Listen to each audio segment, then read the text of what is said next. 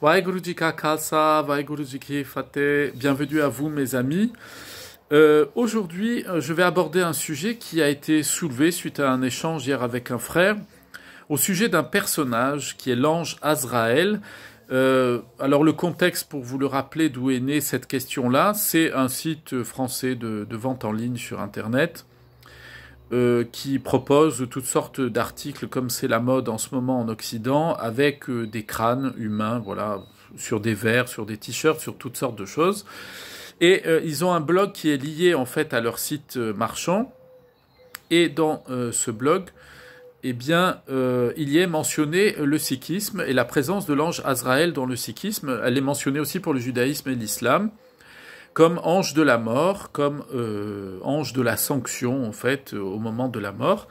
Et donc, la question se posait, c'est de savoir si, finalement, cet ange existait bien, il était bien mentionné dans la Bani, dans l'enseignement de nos maîtres de mémoire bénis, et si c'est le cas, qu'est-ce que signifie son nom, quelle est sa fonction, pourquoi est-ce qu'il est présent à l'intérieur des Écritures saintes. Donc, pour cela, eh bien, nous allons voir directement si la Bani fait référence au nom même d'Azraël, et pour cela, nous allons nous rendre au Angle 315 à la ligne 4, et nous lisons « Azraël faresta tilpirekani », c'est-à-dire Azraël les a broyés comme des graines de sésame dans le pressoir à huile. Donc, on est mis tout de suite dans la situation. Alors, on se dit, bien entendu, le personnage, comme entrée en matière, c'est quand même violent et sévère. Alors, il faut faire très attention lorsqu'on aborde les enseignements de nos maîtres des mémoires bénis, surtout nous tous, que nous soyons sikhs ou non sikhs, mais qui avons grandi dans un milieu occidental, nous avons toujours en arrière-plan la conception chrétienne du Dieu du bien avec un démon du mal, les enfers chrétiens, enfin, vous voyez toutes ces choses-là. Donc, il ne faut pas plaquer ces catégories-là lorsque on écoute la Bani. Il faut regarder les mots, il faut comprendre le contexte, et il ne faut pas rapidement faire des corrélations malheureuses, créer des ponts en faisant des sauts d'idées sans vérifier à la fois historiquement, philosophiquement et d'un point de vue spirituel si les choses sont cohérentes. Donc la Bani nous explique que Azraël, effectivement, dans sa fonction, c'est d'extraire, au moment de la mort, d'extraire comme des grains de sésame dont on les presse pour en extraire l'huile, c'est au moment de la mort d'extraire de l'être humain l'essence divine. Vous voyez, c'est un aspect qui est tout à fait positif, c'est-à-dire qu'au moment où je quitte ce monde, que va-t-il rester de moi? Je vais quitter ce rup, c'est-à-dire je vais quitter l'aspect biologique et physique, mon corps. Mais mon mental va se retrouver tout seul, sans véhicule, sans voiture, si vous voulez, sans corps pour pouvoir se déplacer, manger des fruits s'il a envie de manger des fruits, aller faire du sport, aller au cinéma ou faire je ne sais pas quoi d'autre. Je ne peux plus faire ça quand je suis plus qu'un man, plus qu'un esprit. Et donc, qu'est-ce qu'il me reste? Eh bien, il ne me reste plus que les pensées et la mémorisation de ces pensées qui ont structuré mon mental au moment où je meurs.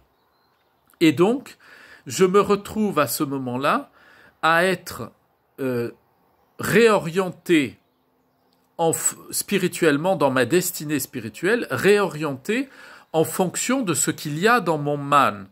Et ici, la Bani, c'est Guru Arjan Dev qui nous le dit, la Bani emploie la métaphore du fait d'écraser, de broyer des graines de sésame pour obtenir de l'huile. C'est-à-dire qu'une fois qu'on a pressé mon mental, que l'ange Azraël a pressé mon mental, est-ce qu'il va en sortir l'essence divine? C'est-à-dire, est-ce que j'aurai dans mon existence orienté toute mon existence, concentré tout mon mental sur le fait que je suis la manifestation de Vaheguru, du Seigneur suprême? Si c'est pas le cas, l'huile qui va en sortir, eh bien, ça va être l'huile des attachements. Au lieu de sortir de l'huile de sésame, il va sortir de l'huile de vidange, du cambouis, de l'huile souillée. Et donc, ça va conditionner mon destin dans ce qu'on appelle le sansar, c'est-à-dire le cycle infernal des réincarnations. ça va me faire repartir dans le conditionnement de mes pensées telles qu'elles étaient au moment où je suis mort, où ma vie a été retirée. Donc, arrêtons-nous déjà un instant, puisque nous voyons que la Bani cite bien le nom de Azraël.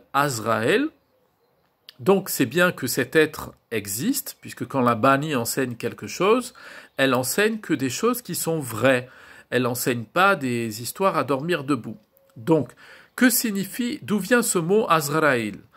Ce mot vient du mot hébreu Azraël. Et pourquoi est-ce qu'on se retrouve avec un mot hébreu dans la Bani? C'est pas le seul, d'ailleurs, ils sont assez nombreux, les mots d'origine hébraïque à l'intérieur de la Bani. C'est parce que Guru Nanak, parmi les nombreux voyages qu'il a effectués, il a effectué 5 grands voyages qui sont connus de beaucoup de personnes, mais il en a effectué d'autres aussi qui étaient quelquefois plus brefs, plus courts, et notamment un voyage qu'il a fait à Jérusalem. Et en se rendant à Jérusalem, Yerushalayim, en Israël, eh bien, il a échangé, rencontré des rabbins, notamment des rabbins qu'on appelle des Mekoubalim, c'est-à-dire des rabbins qui s'occupaient de la mystique juive, de la Kabbalah, du sens sacré spirituel de la science et de la sagesse des Hébreux, du peuple juif. Et donc, quand il a échangé à ce propos-là, il s'est rendu compte que l'ange Azraël dont il était question, dont on lui parlait, et l'esprit, le personnage divin de Yama dont parle la tradition védique et dont parle la Bani aussi, est en fait le même personnage, c'est-à-dire c'est un être qui a pour fonction de venir interrompre l'existence humaine, et l'existence en général, mais en particulier l'existence humaine, de l'interrompre et de donner ensuite, de faire un état des lieux du mental de l'individu au moment où il meurt. Et en fonction de ça, donner l'orientation vers une nouvelle réincarnation si la personne n'a pas connu la libération, la mukti, c'est-à-dire n'est pas morte en ayant en ne faisant plus l'expérience de la distinction entre Dieu et elle, c'est-à-dire en mourant dans la parfaite unité avec Vaheguru. Donc, Azraël, qu'est-ce que ça signifie en hébreu? Ça signifie, Azar, ça vient de Ezer en hébreu, ça veut dire le secours. Et El, le suffixe El, c'est la racine d'un mot en hébreu, El, qui va donner chez les Arabes Al pour Allah. El en hébreu, ça veut dire Dieu, l'essence de la divinité, plus exactement le principe divin. Donc, Azraël, ça veut dire le secours de Dieu. Et on commence à comprendre pourquoi nos maîtres de mémoire bénis mentionnent la présence à la fin de la vie humaine d'un ange qui s'appelle le secours de Dieu. Donc vous voyez, on n'est pas dans la configuration d'une sorte de démon, de diable qui conduit l'enfer, etc., un peu comme le Satan tel que le conçoit le christianisme, c'est-à-dire un aspect purement punitif et un aspect de rétorsion, et on va dans un enfer, on y reste éternellement. Déjà, pour l'enseignement sikh, il n'y a pas d'enfer éternel. La seule chose, la seule réalité qui est éternelle, c'est Vaheguru lui-même. Il n'y a rien qui est éternel, il n'y a pas de paradis éternel, et il n'y a pas d'enfer éternel. La réalité absolue, c'est Vaheguru, c'est lui qui est éternel. C'est pour ça que nous recherchons dans la vie spirituelle l'union, la fusion totale en Vaheguru. Pourquoi? Parce que Vaheguru est la source de toute joie, de toute paix, de tout amour et de toute éternité. Donc qu'est-ce que vous voulez qu'on aille chercher un paradis ou un enfer? Puisque nous, ce qu'on veut, on veut ce qui dure, on veut pas ce qui passe, ce qui dure qu'un petit moment. Donc, il faut bien avoir maintenant pour comprendre la figure d'Azraël selon l'enseignement de nos maîtres de mémoire bénis. Il est celui qui vient au secours de l'être humain au moment où il meurt. Et en même temps, il est celui qui vient faire un état des lieux de son mental au moment où l'être humain quitte ce monde. Donc, si vous voulez bien, on poursuit l'instruction de la Bani à ce sujet en se rendant cette fois-ci au Ankh 721 à la ligne 5, où nous y lisons Mamsare mue Azraïl girafte dil hetz nadani. C'est-à-dire, Azraël m'a attrapé par le sommet du crâne et que puis-je faire maintenant de mon esprit, de mon mental? Donc, vous voyez, la Bani vient bien nous confirmer que la fonction d'Azraël, c'est une fonction de prise en charge de notre mental au moment où nous mourrons. Alors pourquoi est-ce qu'ici Guru Nanak Dev Ji nous dit qu'il nous attrape par le sommet du crâne? Parce que je vous renvoie pour ça à la vidéo sur le temple de la 10e porte et les 72 niveaux de l'âme. Parce que en haut du crâne, nous avons physiquement la fontanelle et c'est le lieu de communication physique, de connexion physique entre notre nature physique et la réalité divine, le monde spirituel, que l'on appelle dans la tradition sikh le Sachkhand, qui n'est pas un lieu au sens d'un paradis qui se trouverait quelque part dans les nuages, mais c'est le principe divin absolu, c'est-à-dire la diffusion permanente, l'expansion permanente de la nature de Dieu. Dieu, Vaheguru, le Seigneur suprême, est en expansion permanente de sa nature. Il est à la fois concentré sur lui-même et en même temps en expansion. Il est à la fois en concentration et en expansion. Et donc, Guru Nanak Dev Ji nous dit, le rôle d'Azraël, de l'ange Azraël, c'est de venir au moment de la mort récupérer la conscience. C'est pour ça qu'il dit, il me prend par les cheveux ou par le chignon, si vous voulez, par le sommet du crâne. Qu'est-ce que je vais pouvoir faire de mon mental, dit la Bani.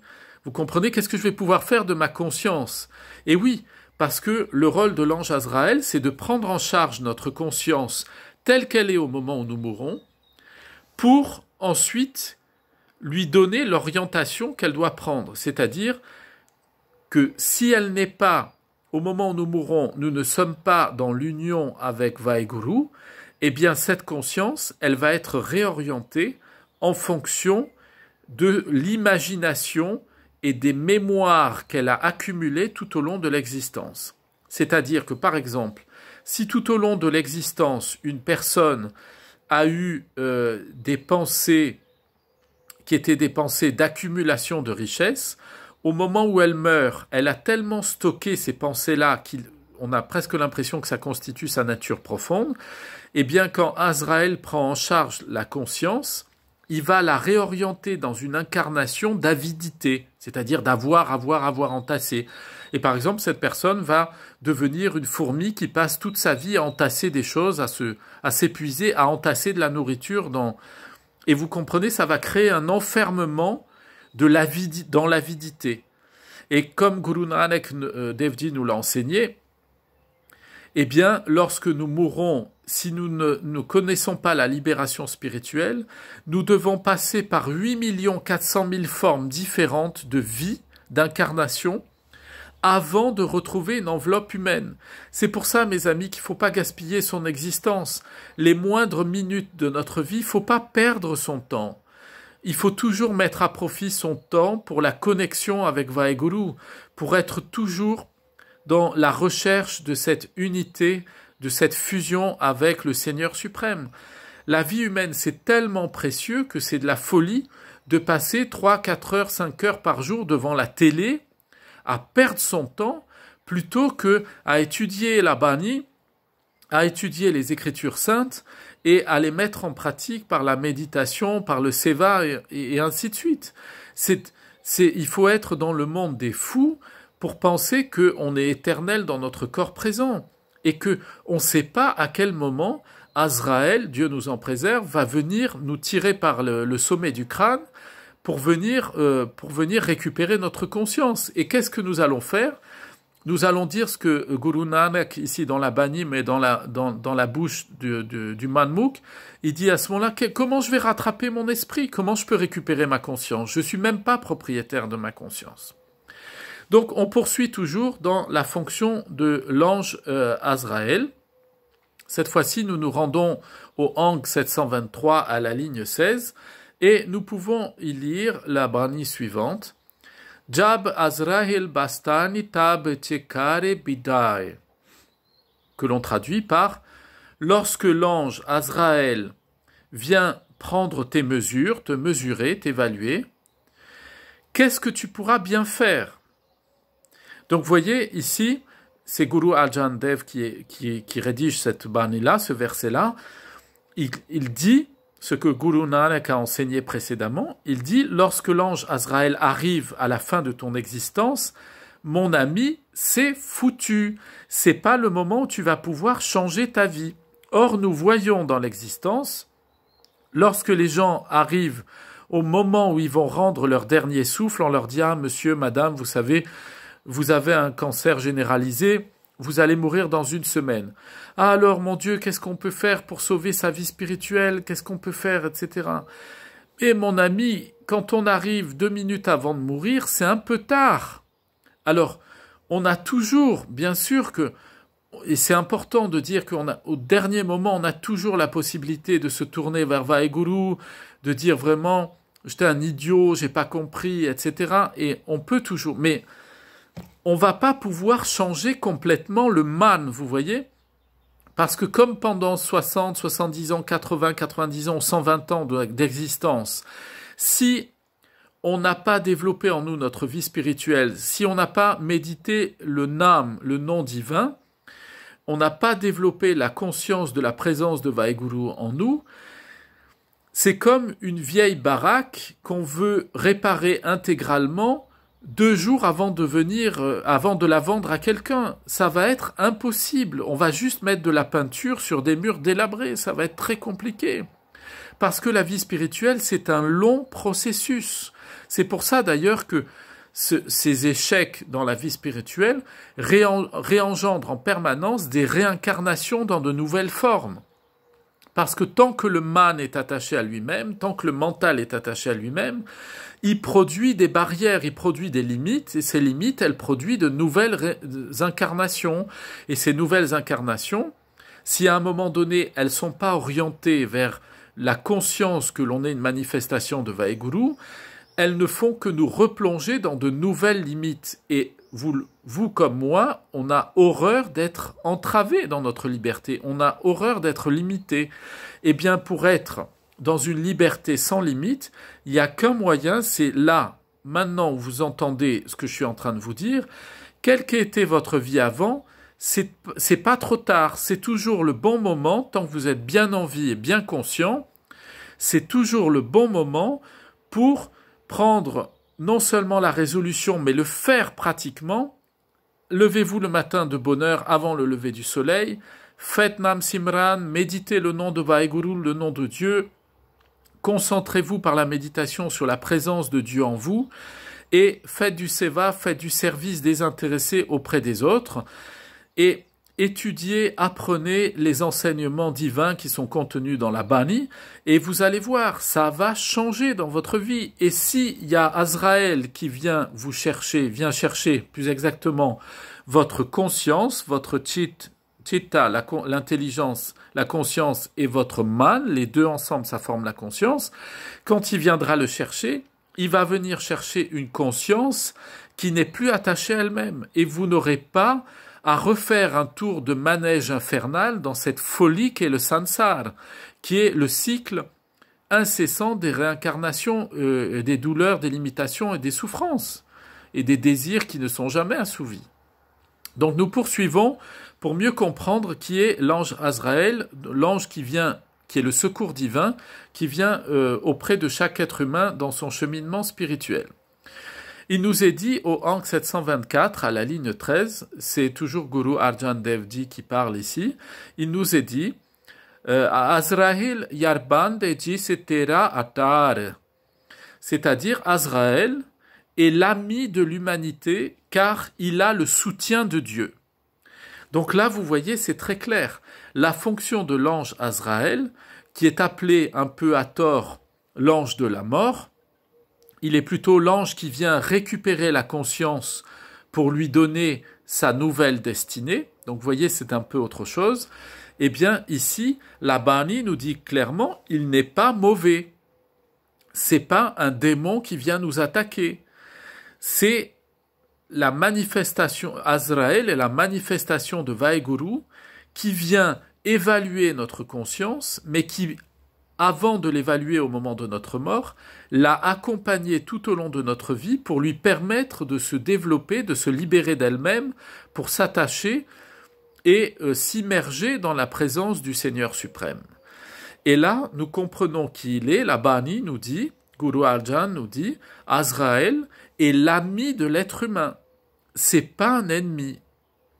Celui qui vient auprès de notre conscience pour dire attention, tu gaspilles ta vie, tu as la chance d'être incarné dans un corps humain, qu'est-ce que tu es en train de faire de ta vie? Qu'est-ce que tu fais depuis des jours sur ton canapé à regarder la télévision? Si je viens te chercher, moi, Azraël, tu vas devenir quoi? Ça va être quoi ta destinée après? Tu veux devenir quoi? Tu veux te retrouver dans un meuble de télévision? Tu veux devenir une télévision ou un meuble de chez Ikea dans ta prochaine incarnation? C'est ça que tu veux devenir. Et attendre que tu sois détruit d'une manière ou d'une autre pour pouvoir trouver notre incarnation et rester dans des limites. Et attendre 8 400 000 formes pour retrouver une forme humaine. La vie humaine, mon ami, nous dit la Bani, elle est tellement précieuse, cette vie humaine, que il faut pas la gaspiller. Elle est plus précieuse que de l'or. Pourquoi? Parce que dans la vie humaine, par rapport à toutes les autres formes d'êtres, notamment les animaux et tous les autres de la création, les végétaux, les minéraux, nous avons la forme de conscience la plus développée. Nous ne sommes pas forcément les plus intelligents, mais la forme de conscience spirituelle la plus développée. Et donc, il ne faut pas retomber à des niveaux inférieurs. On a la possibilité de connaître la félicité, la joie, l'amour et la paix éternelle. Et ça n'est possible que, non pas en allant dans un paradis, parce que le paradis, c'est transitoire. La seule réalité éternelle, c'est Vaheguru, c'est le Seigneur suprême lui-même, c'est Dieu lui-même. Donc, si on veut être éternel dans la paix, l'amour et la joie, on va où? On va fusionner en Dieu. On va s'immerger en Dieu, disparaître en lui, comme la goutte d'eau qu'on verse dans l'océan devient l'océan. C'est-à-dire que elle ne meurt pas, elle devient plus grande qu'elle-même. Et c'est ça le but de la vie spirituelle pour vous et pour moi. Nous avons tous envie de plus de liberté, de plus d'amour, de plus de paix, de plus de grandeur et de spatialité. Ça, nous ne pouvons l'avoir que dans l'union à Vaheguru. C'est pour ça qu'il ne faut pas gâcher notre vie et que Vaheguru nous enseigne au travers de la Bani qu'il nous a mis à notre service l'ange Azraël qui, lui, vient accompagner notre conscience pour dire « Mon ami, ne perds pas ton temps ».